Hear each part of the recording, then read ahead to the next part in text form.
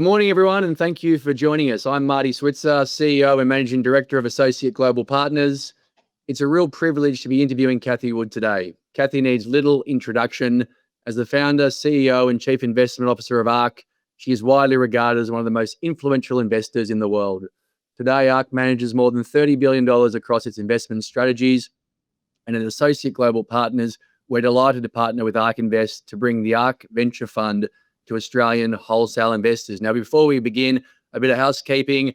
This webinar is general in nature. It does not constitute financial advice. There are no recommendations. Cathie and I will talk for about 30 minutes. We'll then go to Q&A, and you can ask your questions on the GoToWebinar control panel. Cathie, welcome. Thank you, Marty. Thank you very much. I'm excited to be talking to Australia.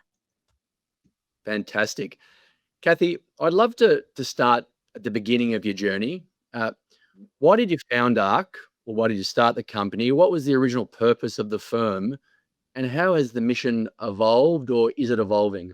Well, yes, I founded the firm in 2014 for two reasons. The first was to focus exclusively on technologically enabled disruptive innovation. And then the second was to focus on an open source research ecosystem where we share our research, give it away on social media, not only because we want to educate people, which is one of our missions and values, but also because we wanted to reach innovators who are out there building companies so that we could get direct to the source of where all of this innovation was coming from. The reason for exclusively disruptive innovation is we felt that after the tech and telecom bubble and bust, and even more so after 08-09, investors had become extremely conservative and were moving towards passive portfolios or very benchmark sensitive portfolios. And even investment bankers were giving up on the new. And we believed that we were entering a period where we would see a technology revolution. And I can tell you now, we were more right than we knew we would be, or that we believed we would be. So really want to talk about this sort of whole thematic of disruptive innovation. But before we do, can you give us your view on the world today, the US economy, global markets, and what that means for this whole concept of disruptive innovation? Yes, today feels very much like the early days in my career. So in the 80s and 90s, when I was fresh out of school and very impressionable, I was looking at the stock market, the equity market, and we were climbing a wall of worry, especially after, well, really starting in 1982.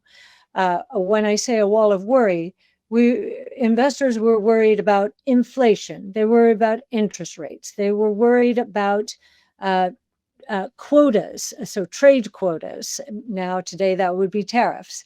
They were worried about wars, the Iraq War, and so forth. They were worried about financial crises. In 1987, we had Black Monday, where in one day the stock market dropped almost 25%, which is a little bit like the private credit drama today, but the market went on to new highs. So I think we're in the same kind of environment. And in the US specifically, we think that we're moving into what I believe in hindsight will be considered a boom. And it is being driven, we think, importantly by some of the new technologies evolving. So 5 major platforms: robotics, energy storage, artificial intelligence, importantly, blockchain technology, and multi-omic sequencing in the life science space. This revolution, we think, is going to accelerate real GDP growth beyond levels that we're used to, and this is really important, especially given the worries in the market.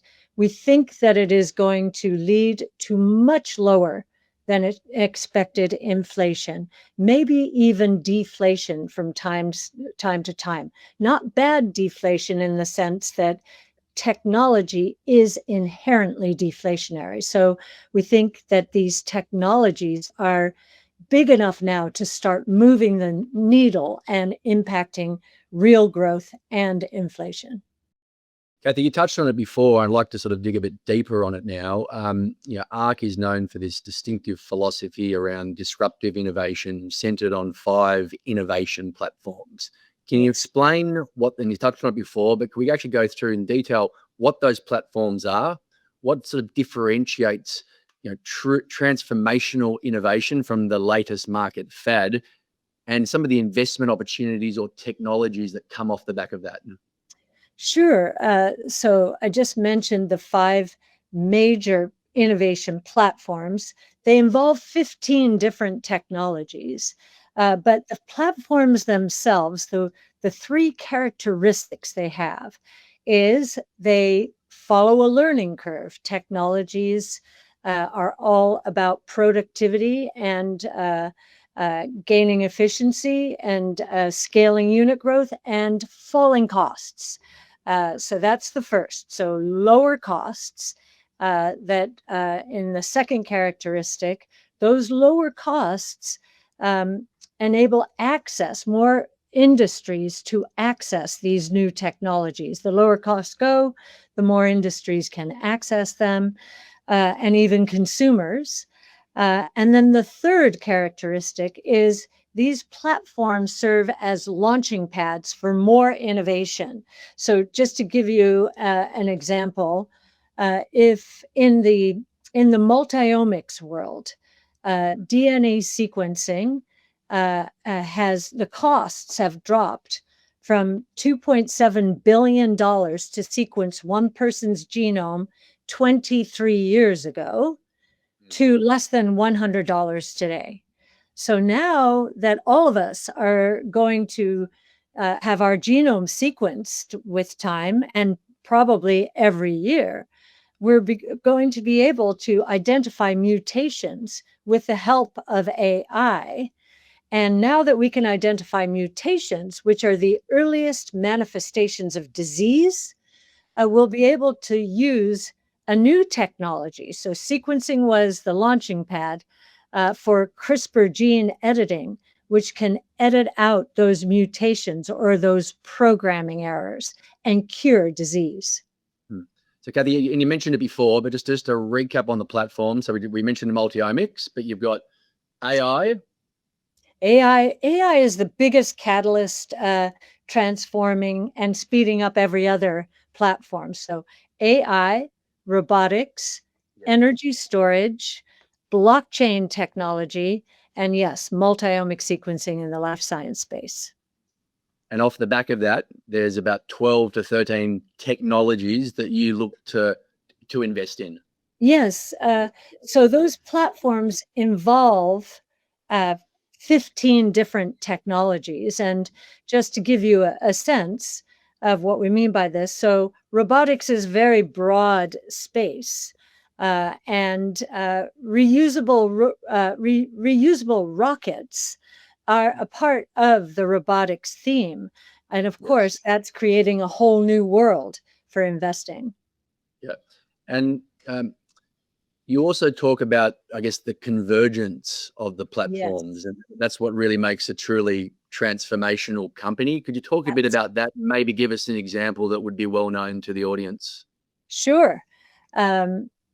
Yes. I think the reason we're calling this period a technology revolution is not necessarily because of the technologies, each one of them alone, but because of their convergence. And it's been very interesting to watch Elon Musk over the years. I mean, I've been following him for 20 years now, but He never used the word convergence until last year, and he said, and we're pretty proud of this, and he may even be reading our research because he does read our research. But he said, I think my companies are converging more than I ever thought. And so, wouldn't you know it, soon after that, SpaceX bought XAI, and now there are rumors of SpaceX buying Tesla. So, what is that? So, one big convergence here is autonomous mobility. Now, Elon today is working on robotaxis, autonomous vehicles, passenger vehicles, and that's the convergence of robots. Autonomous vehicles are robots. Energy storage, they will be electric. Electric vehicles are going to become much cheaper than gas-powered vehicles. And AI, they'll be powered by AI. So that's 3 of the 5 major innovation platforms. We believe that this space, all in, globally, including China, is going to scale from billions of dollars today in revenues generated to more than $10 trillion within the next 5 to 10 years. Think about that. That's about a third of the US economy today, right there. So that is going to move the needle. And when we say real GDP is going to accelerate, we think that's going to be as transportation transforms, not just autos, but trucks, drones, air taxis. We think that that's going to be one of the most powerful accelerators of economic activity in the next 5 to 10 years. Cathie, before we talk about the ARK Venture Fund, you touched on Elon before, saying I was going to ask this question a bit later, but I thought it was a good segue to do that now. You've been one of his strongest supporters. You've invested in many of his companies. What makes him such an exceptional entrepreneur, and why have you maintained such conviction in his vision? He is the most productive human being in the world. I'm convinced of that. And so what he has done, we get the question all the time, how can he run all of these companies? Well, he does not run all of those companies. He has surrounded himself by some of the most brilliant people in the world, both engineers and business people who want to work on the hardest, most challenging, most exciting projects in the world. But what he does is he sets the milestones, the goals for the companies. And when one of his companies is missing a milestone, he becomes obsessed with it.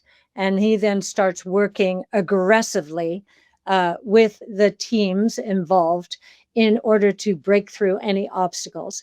I think what makes him unique is he bases everything on first principles. He's an engineer. He breaks a problem down, and he does not let he does not let what conventional wisdom suggests is the right way to do things.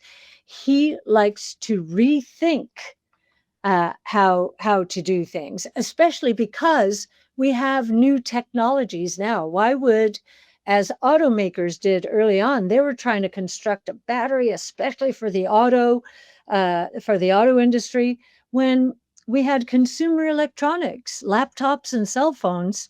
We have that whole battery supply chain, which now lines the bottom of a Tesla car. So he was way ahead of the other auto manufacturers because he thought about a technology that was already in existence, whose cost curve, or the cost curve of which he could ride down, while other auto manufacturers were creating an entirely new battery, which actually doesn't work. They're all moving towards this way of thinking about the world. So SpaceX, has been or is a top holding, and it's been a very successful investment in the ARK Venture Fund. AGP is delighted, Cathie, to be partnering with you on this fund in Australia. It's been going for 4 years now, very strong performance, about 33% per annum over the last 4 years. Can you talk us through the fund and tell us what problem it's trying to solve for investors? Yes, well, especially in the United States, we were watching companies stay private for longer. And that's because regulations in the United States, after the various crises we were through, whether it was tech and telecom or 08, 09, just one set of regulations after another, after another. And so companies felt that it was becoming too costly to go public and too distracting to go public.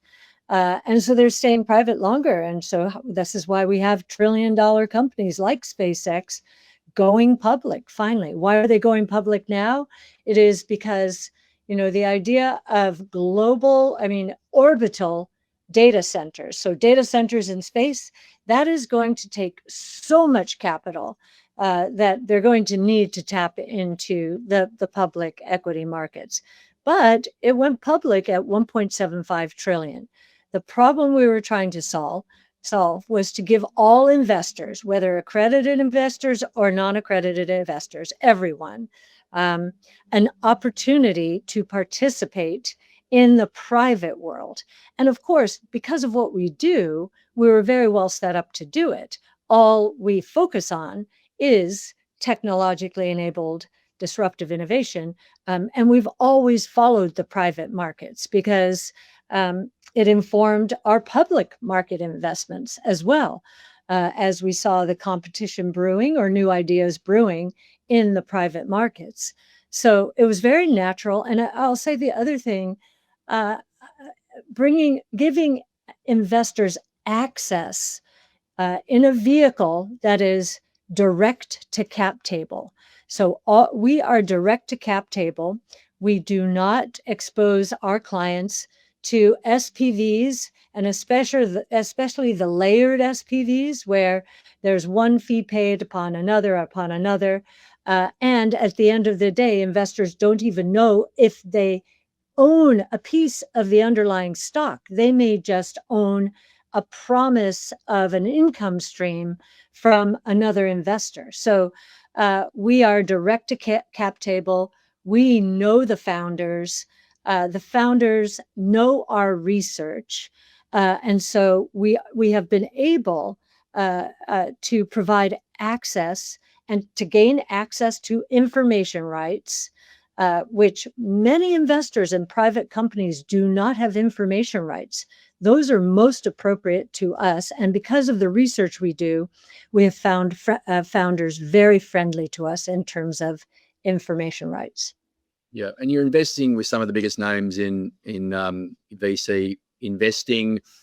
In terms of, I guess, it's a private and public fund. How many private names are there in the portfolio, Cathie?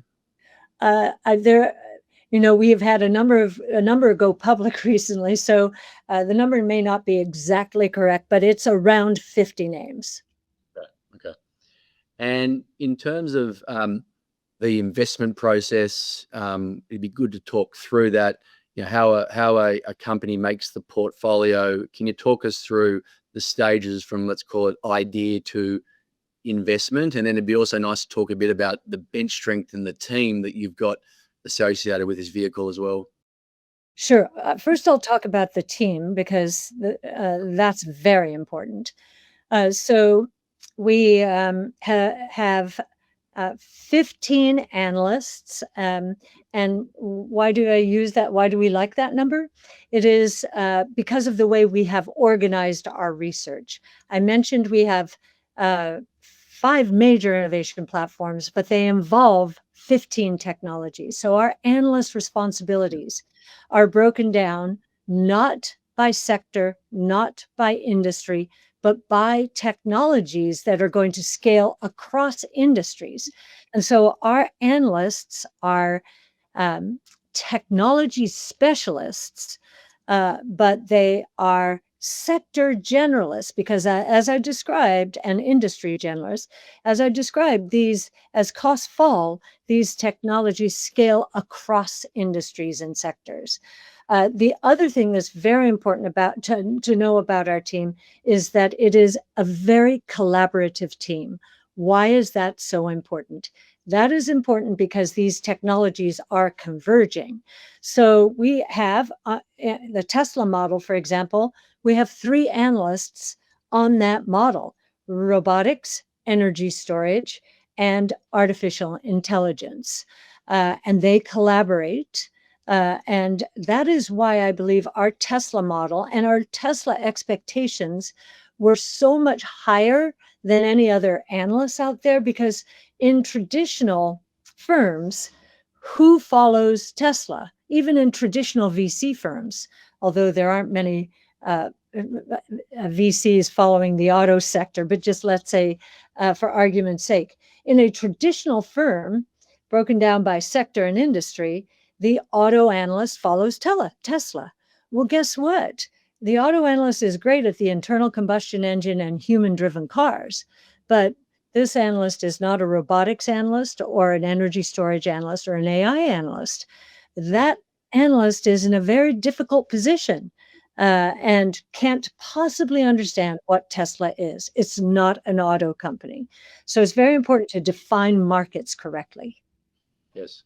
Okay, so then process, ideation. Anytime we hear of a new technology, we seize on it. This is what we do. And I'll just give one of the very first examples of this, because it brings to life a few things.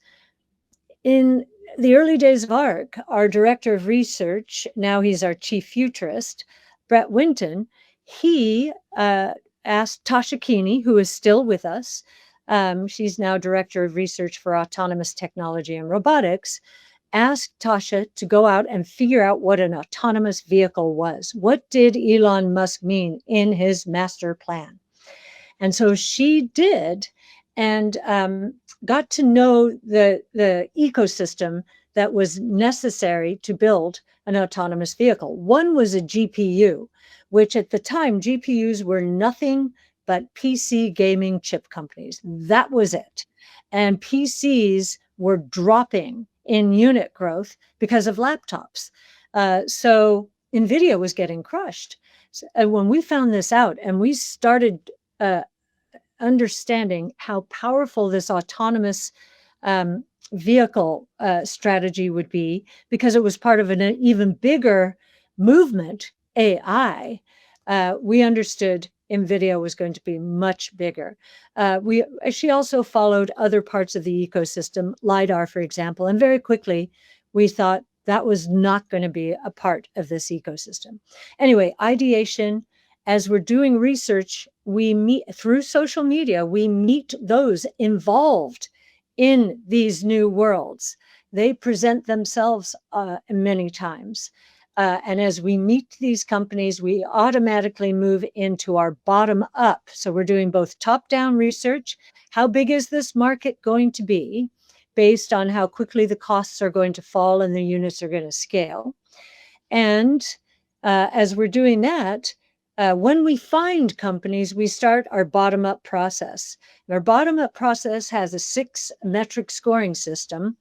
And I can go through those scores if you'd like, or for the sake of time, maybe not. But one of the most important ones to me is people. So visionary management, the right culture, willingness to stand up to short-term oriented shareholders or venture capitalists, and defend their vision of the company and their strategy.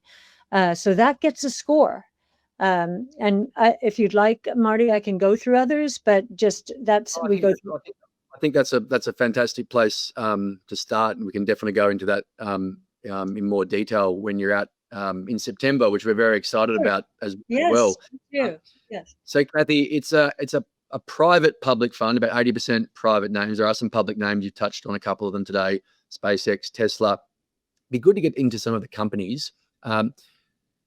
ARK has been an early investor in the big names OpenAI and Anthropic, which are scheduled to have, let's call it, some of the most significant IPOs, or may have some of the most significant IPOs in the coming years.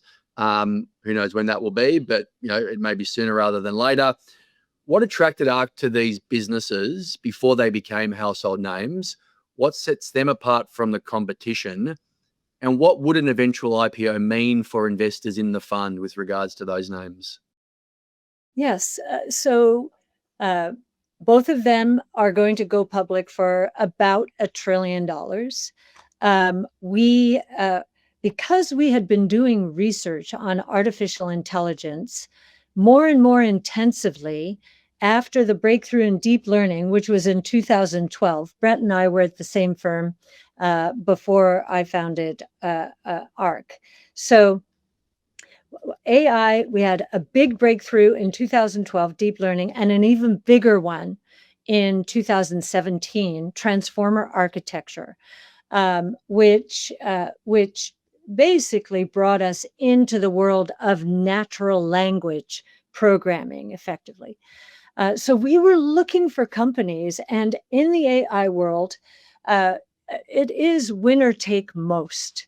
It's certainly, and we were right on that assumption. So we were trying to figure out, okay, who is moving the fastest and the most aggressively in terms of investing in computing power and focusing on transformer architecture and natural language programming, not processing, programming.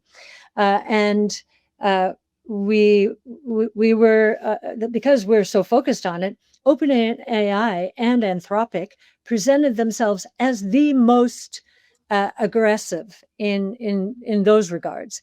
And then we had the ChatGPT moment, and we became, of course, that was OpenAI, and that was, okay, yes, we were right on that one. And, Yes. we've been in the business long enough where, for example, I know Sarah Fryer, the CFO at OpenAI. She and I have been in the business. I've known her for 25 years. So we had access that way too. And interestingly, when it came to Anthropic, we started our fund. And I will say there was a lot of luck here. We did not start it at the beginning of 22. We started it at the end of 22 when the bear market in the equity market was ending. But in the venture world, there was a bit of a lag. Dario, it was only a $4 billion market cap at that time. He really did want to talk to us because he knew the research we were doing, and he was having trouble getting attention, believe it or not, from others. But we were very interested in him, not only for AI, but also because of his background, which is in the multi-omics field. And we thought AI was going to become the most profound application of AI was going to be in the multi-omics space. So that's how we met. Okay. Now, all the news at the moment, and it seems to be changing day by day, week by week, is sort of open source, open weight challenges to the large US-based LLMs from China, sort of Kimi K3 owned by Moonshot. Can you talk a bit about that competition, what it means, and where you think, or who you think will be the winners in the end? Yes. And I'm just going to add one more thing to the last answer. I have to give Charlie Roberts, who leads our venture team. He himself practiced the convergence of multi-omics sequencing and artificial intelligence. And of course, he knew a lot of the people in the field, including Dario. So definitely had to get that in. Okay, Kimi K3. Yes. So we've analyzed the model as we do all models. And, we never believe the costs that are thrown out when we hear, for example, DeepSeek, $6 million. It did not. In hindsight, as we learn more and more, the computing capacity necessary to do that was very costly. And we believe there were some government subsidies there. analyzing Kimi K, very good model, but very inefficient, and not as good from a performance point of view as our closed end models are. Now, we are fans of open weight models. And in fact, I think Microsoft and others put out it was a letter yesterday or the day before in support of open weight, sending it to our government saying, don't shut this down. We signed it. Summary for the audience, just in case there's those out there that don't know, just very quickly, the difference between open weight and let's call it the closed-ended models like OpenAI and Anthropic. Yes, the open weight models basically make transparent the weightings of each of the parameters in the model, whereas the closed models do not. And so it's not fully open source. A lot of people think this is open source and you can see all of the code. That is not true. Just the weights of the parameters. But, what's been interesting about China is, and the US really brought this upon the world, I would say, because we stopped selling our software into China because of IP theft. And so they went open source for the most part, and they've done very well scaling it. I'm a big believer in open source. If you look at data centers, Linux was the first real open source software out there, and it dominated data centers. So, that's very important. We like the competition from China. I think it makes us better, and we can see their weights. And so many people say, oh, well, the Chinese are just distilling US models. I'm sure they are. I'm sure they're, reverse engineering, and maybe there's theft somehow. I don't know. But we can see their open weights, and when we see something clever, our closed models adopt them. I mean, Sam Altman and Jensen Huang himself complimented DeepSeek, saying it was very clever with its algorithms. And oh, by the way, we're copying you. So, I think that's been a very important development recently in the U.S. because the worst thing that could happen now, if we're right that we're in the very early days of AI, is that our government starts regulating it, right? So, yeah. No, that's a great summary. Thanks, Cathie. Could you talk to us about some of the other names on the private side in the ARK Venture Fund that you're excited about? I'm sure there are a few, but maybe you could give us a couple. Well, some that I think you may or may not know about. Prediction markets are becoming the rage. I don't know if Kalshi has reached Australia. My guess is it did, because you're a big... We probably hear more about, I know a bit about Kalshi. We hear more about Polymarket. Yes. I think they seem to get more PR and press. Yes. I think some people are starting to learn about Kalshi, but yeah, that'd be a good... Yes.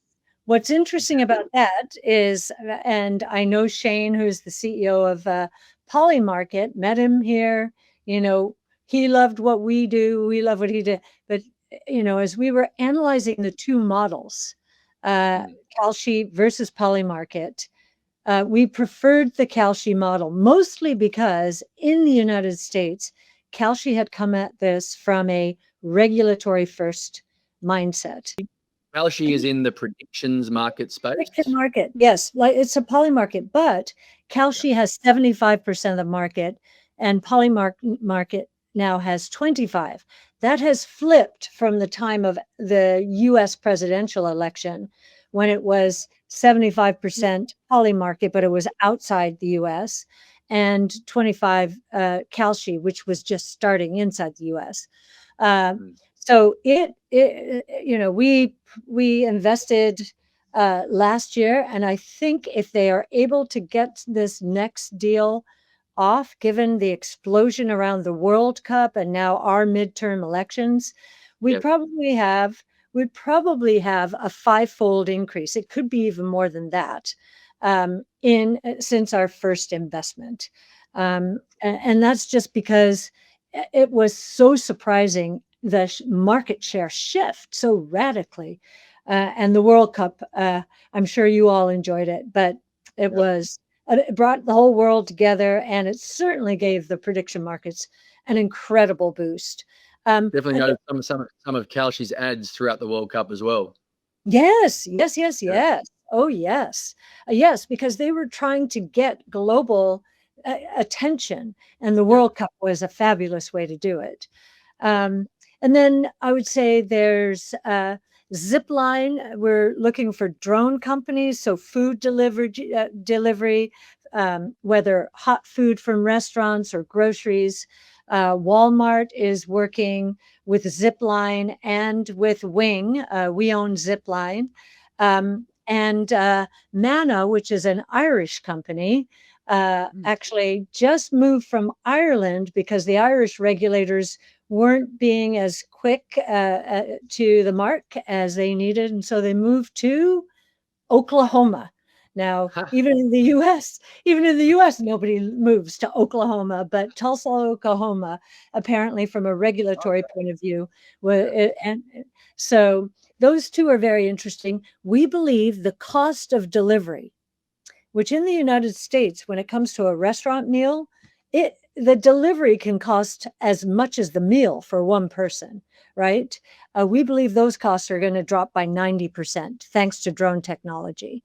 And so we think there, from a revenue generation point of view, this could be a $500 billion plus revenue generation opportunity for those companies. We actually have some viewer audience questions, which we'll go to now. So firstly, first question, Wayne, Tesla, why the dip? When is the inflection, and why are the hyperscalers being punished? Okay. So Tesla, so we are glued to each of the earnings calls and every word that Elon and his team utters. So in this call, what happened was Elon, who is usually very aggressive, he usually sets targets that are, impossible to meet and so forth, as though they are going to be met. But he basically said that they are emphasizing safety when it comes to autonomous vehicles. They've gone 380,000 miles unsupervised, so fully autonomous driving, without one fatality and or even one accident. So they're emphasizing that for now. And I think they're waiting for the next software update, which would be V15, which they believe is going to be the software that takes them from slowly to all at once. So I think that's one of the things he was trying to telegraph. He also said energy storage margins would be lower than analysts expected because it was a more competitive market. That really doesn't matter to us at all. To us, the name of the game here is autonomous mobility. And we do believe that Tesla is in the pole position to take the lion's share of the US market. And we think that the all at once moment will be visible by the end of this year. So he just didn't want people, because he had been saying, all at once would come this year, but he didn't say when. We always thought it was toward the end of this year. And then the other thing was on Optimus. So humanoid robots, according to our research, are 200,000 times more complex than a robotaxi, which is also a robot. And so he was making that point. Look, we are manufacturing them, but we will not sell them externally, probably until next year. And some people thought that. So if we are right, and the robotaxi opportunity is the main reason this stock is going to inflect. We'll be here. We're already getting the number of robotaxis on on the roads, a number of different services are calculating that. And so we'll begin to see that all at once surface toward the end of this year.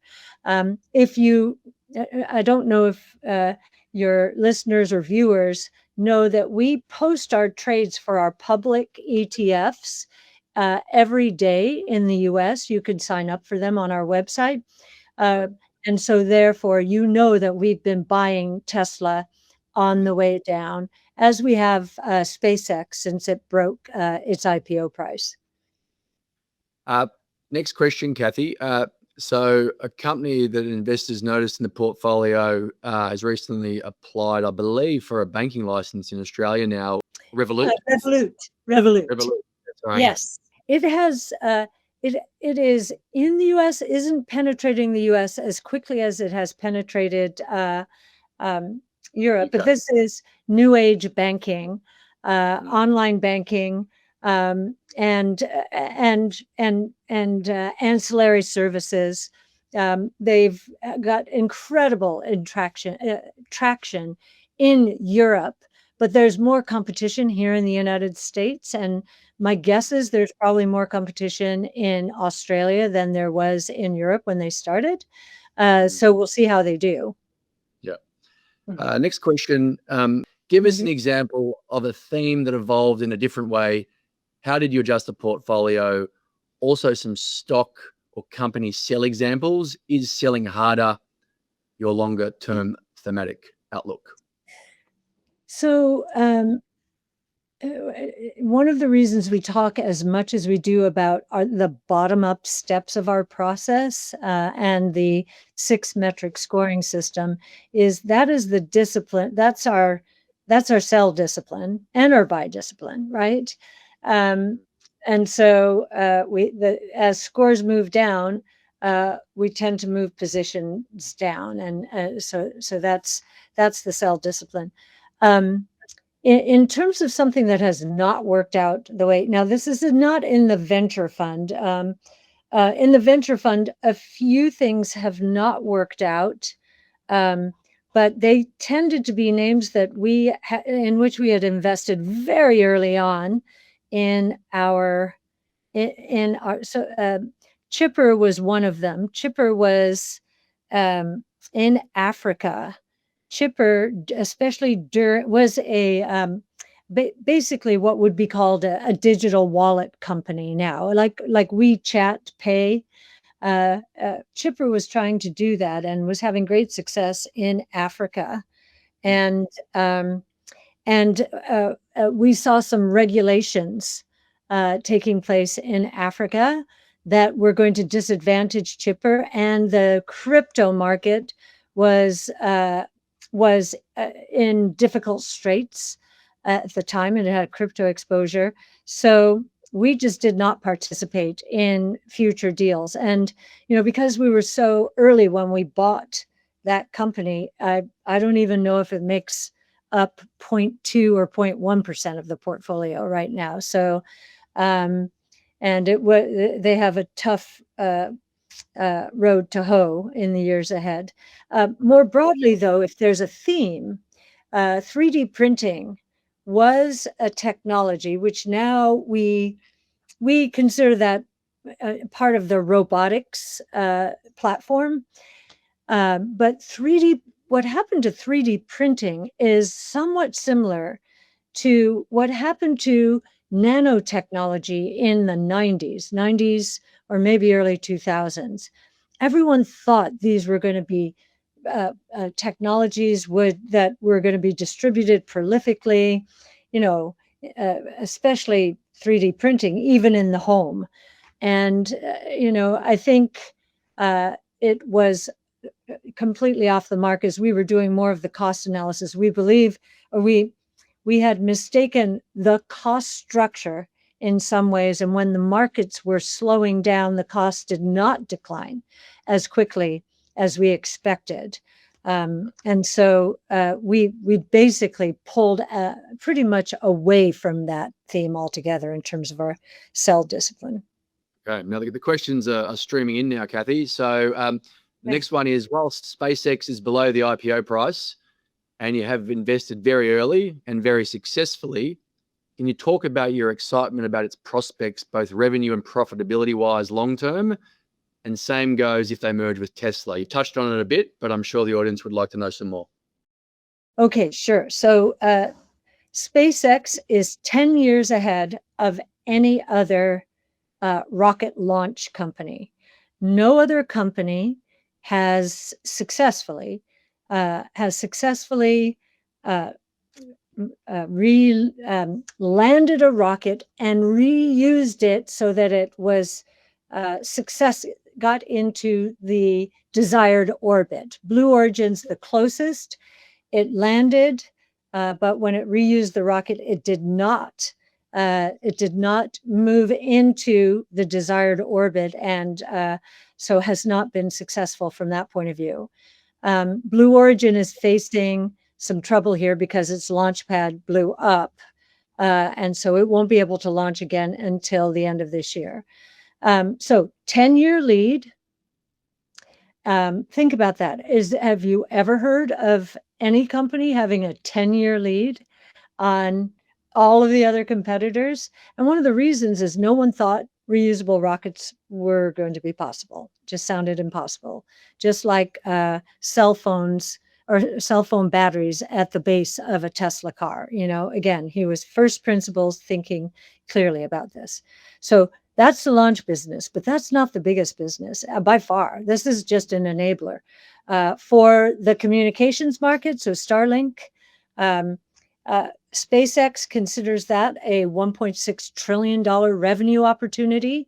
I can tell you in our last big ideas, we were using 160 billion as our revenue opportunity.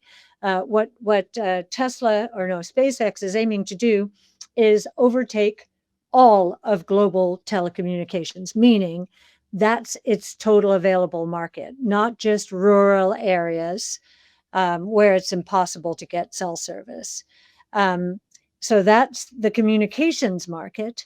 And now, last year, we learned about the orbital data center market. Now, we like to think we're way ahead of the game in thinking about the possibilities associated with new technologies or solving problems. We did not think of orbital data centers. Elon basically served that up about 9 months ago, and we have been developing our models since then.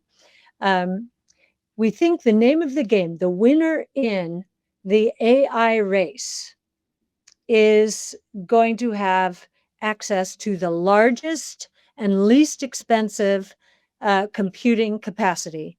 That is going to be SpaceX. And so do not underestimate SpaceX AI and Grok. In fact, pay very close attention to that. It will compete against OpenAI and Anthropic and perhaps Gemini. Gemini's kind of fallen behind. In the meantime, what will it do with these orbital data centers? Well, we already have the answer to that, because what has it done with its terrestrial data centers? It has rented them out to Anthropic and Google. Anthropic for $34 billion per gigawatt. Now, they're not taking a gigawatt, but that's the price per unit that they're paying. And Google is renting it, the Nashville or Memphis facility, for $50 billion per gigawatt. So XAI has moved from a massive money loser to a very profitable neo cloud company. And nobody expected that. Nobody expected that. Now, one thing, the latest research, and Brett Winton, our chief futurist, is passionate about AI and space. And so he's doing a sensitivity analysis on Starship, which is going to help them launch these orbital data centers. Starship, its booster, so the lower half of the rocket, will be reusable. The biggest question out there to answer for us and everybody is, will the upper part of that rocket be reusable. And the most interesting thing that happened in the launch, I think it was in the last 5 to 10 days, was that that part of the rocket did land, but did not. It landed, it crashed into, but did not break up. And it may be reusable if we can get, 1 out of every 100 reusable. That changes the potential valuation of this company significantly. And knowing Elon, he intends to get every one of those Starship boosters and upper level rockets to be reusable. The next question relates to Palantir, which is a listed name that you own, I believe. Question is, what about ontology? Palantir have demonstrated the value. Is this going to be the orchestration layer in AI going forward? And by extrapolation, will players like Dual, DUOL, and HIMS win? All right. So Palantir is in our flagship public strategy, the largest software holding, certainly of this ilk. And we do believe that it has a very special place because, and we are using Palantir, and I'm asking our research engineers and our business engineers all the time, are we doing the right thing using Palantir? Because we know OpenAI and Anthropic and Microsoft, I just listened to a part of its earnings calls tonight. They all have a desire to move into Palantir space. No one will be able to move into it the way Palantir has because of the way that Palantir is doing it. And ontology is a very important word. And what that's really saying is that's the language of an individual enterprise. No one else speaks that language. It's all the proprietary data, the workflows, and therefore it's highly customized. The reason we've had the SaaS stocks have had such a problem, SaaScopolis, is because of companies like Palantir trying to help companies use AI in the most effective way possible for their businesses. So I didn't quite understand the second part of that question because HIMS is the healthcare company, right? So Yeah. I'm not making the link, I don't think. No, that's all good, and we might move on. We can answer that In later September. through the day. But in September, exactly right. So look, 1 or 2 more questions, Cathie. This next one is the performance of the venture fund's been very strong, but how do you think about benchmark for the venture fund? I believe it's benchmark agnostic. What is your metric for VC risk adjusted return, given the lack of liquidity in the VC universe? Thank you for the question. Yes. Well, we should also distinguish our venture fund by saying it does have more liquidity than a traditional fund. Quarterly, 5% of NAV to the max, meaning gated there. So in terms of our objective, and I'll also give you the objective for the public funds, even though they're not there. Just this is the way we think. So for the venture fund, our minimum hurdle rate of return over a 5-year period is 20%. So that's at a compound annual rate. So 20% per year on average. For our public funds, and we consider ourselves the closest to a venture capital fund in the public equity markets, that number is 15%. Okay. Cathie, we're gonna leave it there. Thank you so much for your time. We're delighted to be partnering with you, and we look forward to seeing you in September. I am looking forward to being in Australia again. I haven't been there since 2019, so I'm really looking forward to it. And we're just loving our partnership with you, Marty, and all of Associate Global Partners, and really looking forward to meeting your clients. Thanks, Cathie. Thanks everyone for your time today. The ARK Venture Fund is now open and accepting applications for Australian wholesale investors. To learn more, go to associateglobal.com/ARK. There'll be also phone numbers on there if you need to talk to the team. The phone number is 1300 052 054. Thank you for joining us today, and we look forward to speaking with you again soon. I'm Marty Switzer. Have a great day.